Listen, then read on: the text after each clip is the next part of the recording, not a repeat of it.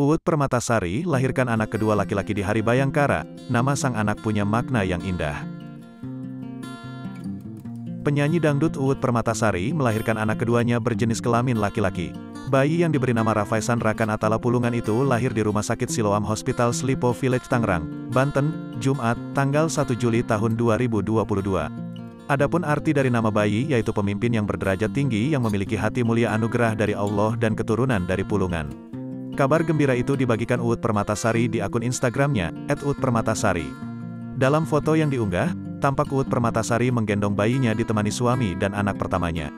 Allah Maha Baik, Alhamdulillah, wa syukurilah, telah lahir putra kedua kami yang bernama Rafaisan Rakan Atala Pulungan. Artinya, pemimpin yang berderajat tinggi yang memiliki hati mulia anugerah dari Allah dan keturunan dari Pulungan. Lahir tanggal 1 Juli tahun 2022. Pukul 9 WIB. Terima kasih ya Allah dan sujud syukur kami atas anugerah yang terindah ini. Semoga putra kami menjadi anak yang soleh, berakhlakul harimah, berguna bagi agama, keluarga, serta masyarakat, bangsa dan negara. Amin ya rabbal alamin, tulisnya. Postingan Uut itu kemudian disambut ucapan selamat dari warganet. Diketahui, Uut menikah dengan suaminya yang berprofesi sebagai polisi pada tanggal 16 Februari tahun 2015. Setelah menikah, Uut melahirkan anak pertama berjenis kelamin laki-laki pada tanggal 28 Juli tahun 2016.